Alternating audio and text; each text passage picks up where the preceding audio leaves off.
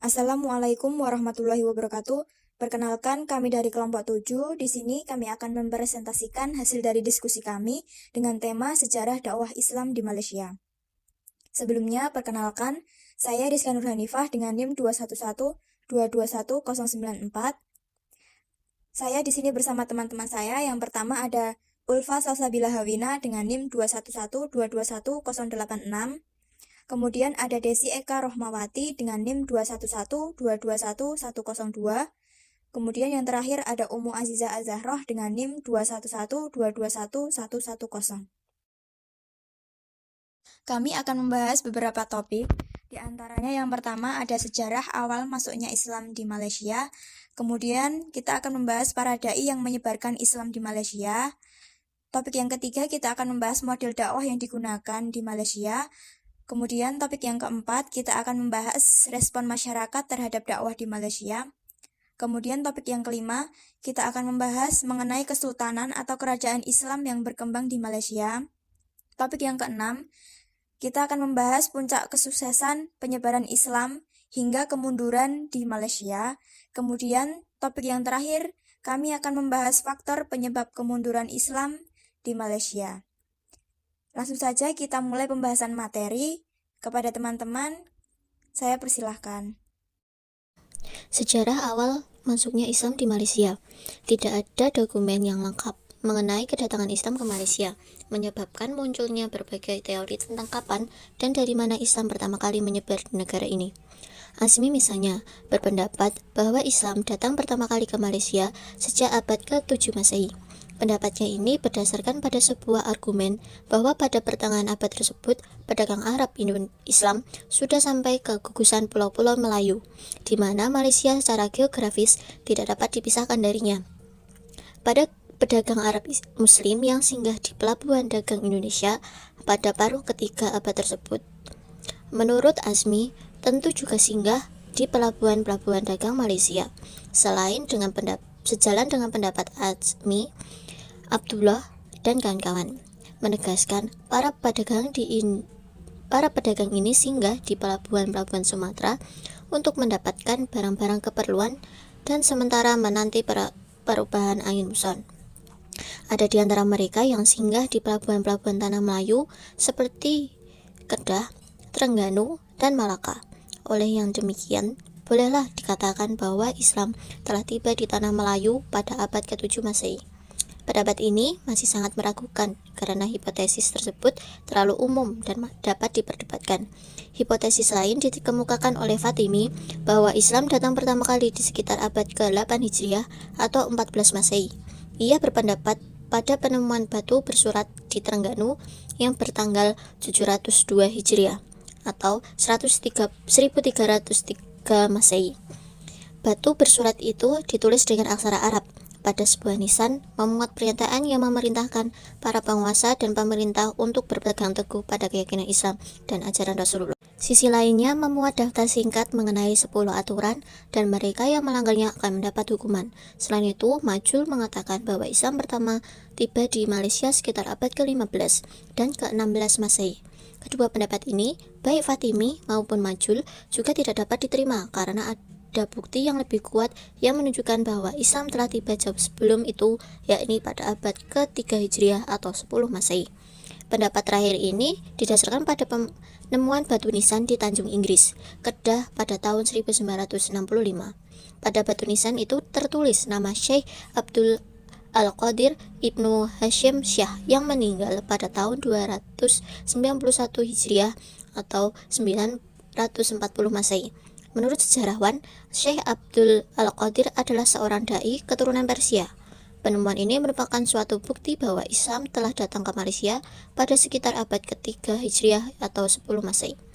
Baik Fatimi maupun Majul akhirnya tidak mengetahui tentang penemuan batu nisan di Tanjung Kedah ini dan tulisan tentangnya di majalah Mastika karena tulisan tersebut baru diterbitkan tahun 1965.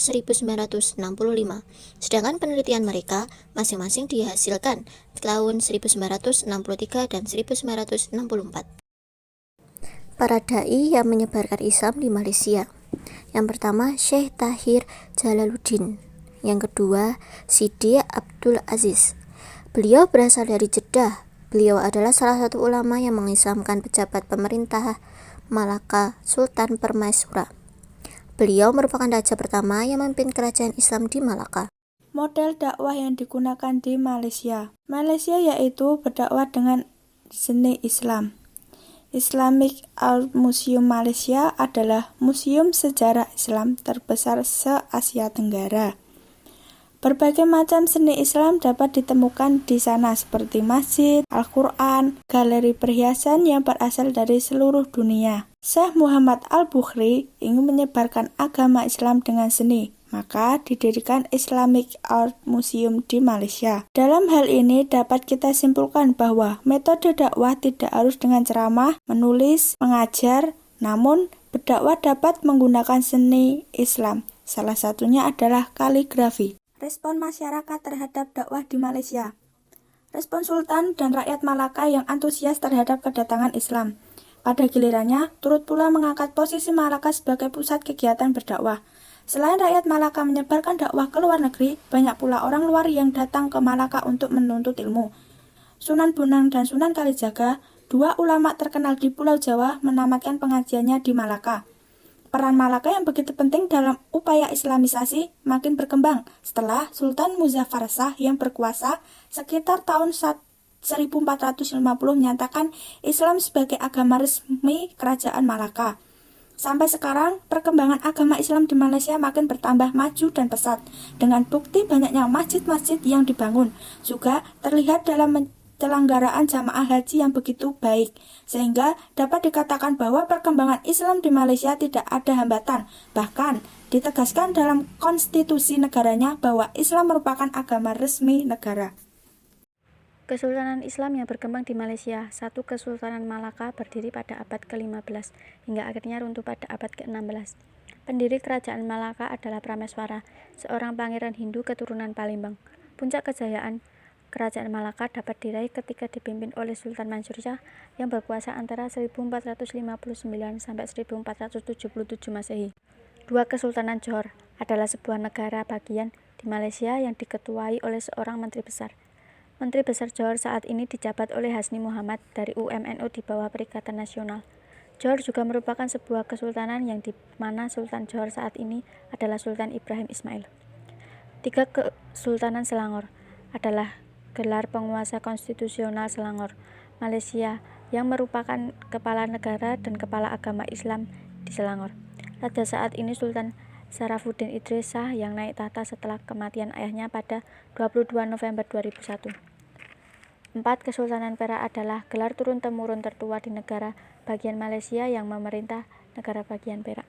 Ketika Kesultanan Malaka jatuh ke tangan Portugal pada 1511 Masehi, Sultan Mahmud Shah I mundur ke Kampar, Sumatera dan meninggal di sana pada tahun 1528.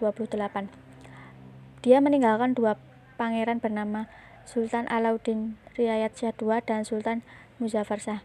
Yang pertama kemudian pergi untuk mendirikan Kesultanan Johor. Sementara itu, Muzaffar Shah diundang untuk memerintah Perak dan karenanya ia menjadi Sultan pertama Perak. Sultan Perak saat ini adalah keturunan dari Kesultanan Siak di Sumatera.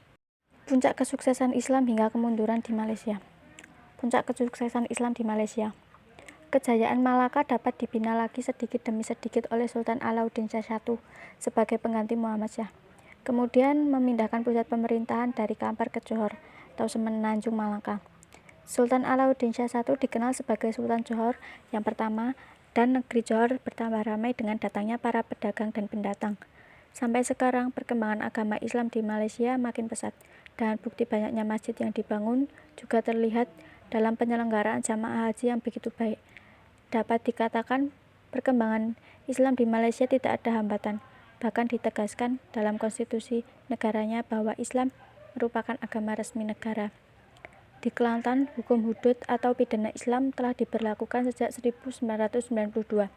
Kelantan adalah negara bagian yang dikuasai partai oposisi, yakni Partai Al-Islam Se-Malaysia atau PAS, yang berideologi Islam.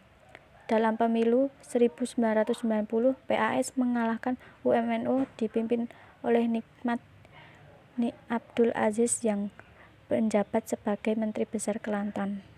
Baik teman-teman, untuk topik yang selanjutnya, kita akan membahas mengenai kemunduran Islam di Malaysia atau yang disebut Malaka pada awalnya. Malaka akhirnya runtuh setelah pasukan Portugis yang di bawah pemimpin Alfonso de Albuquerque menyerang kerajaan tersebut pada tanggal 24 Agustus 1511.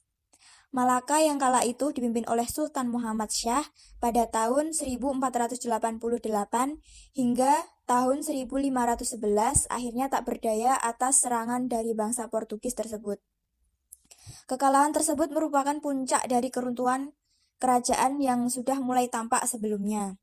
Kemunduran atau keruntuhan dari kerajaan tersebut tentunya dipengaruhi oleh beberapa faktor. Sekarang kami akan membahas mengenai faktor penyebab keruntuhan atau kemunduran kerajaan tersebut. Faktor-faktor yang menyebabkan bangsa Portugis berhasil menaklukkan Malaka diantaranya ada Sultan Muhammad Shah sebagai penguasa yang tidak memiliki kecakapan sebagaimana penguasa-penguasa sebelumnya.